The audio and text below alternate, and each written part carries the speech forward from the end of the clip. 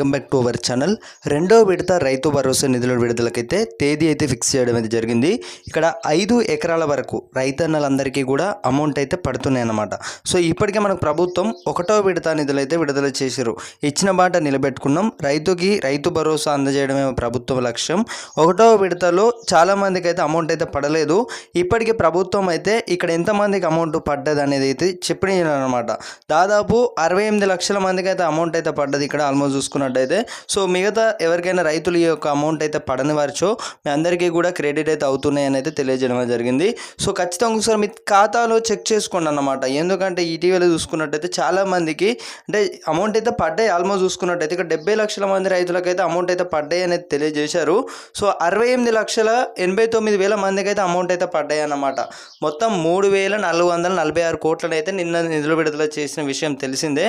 ఇప్పుడు రెండవ విడత నిధులను ఏప్రిల్ 20వ తేదీన నిధులు విడుదల చేస్తున్నారన్నమాట. ఇక్కడ 5 ఎకరాల లోపు ఉన్న రైతులందరికీ కూడా అమౌంట్ అయితే రెండవ విడత నిధులను అయితే రాష్ట్ర ప్రభుత్వం జమ చేయనుంది.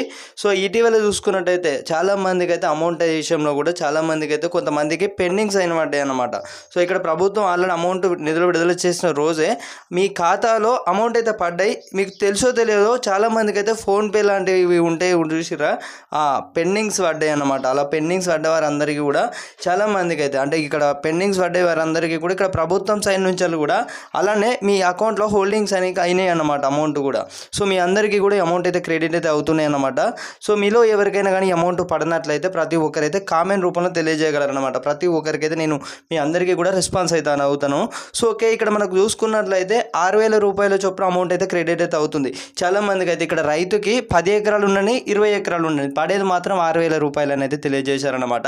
సో ఏప్రిల్ 20వ తేదీన నాడు చూసుకున్నట్లయితే 5 ఎకరాల లోపు ఉన్నటువంటి రైతులందరికీ కూడా దాదాపు 5 ఎకరాల వరకే అన్నమాట.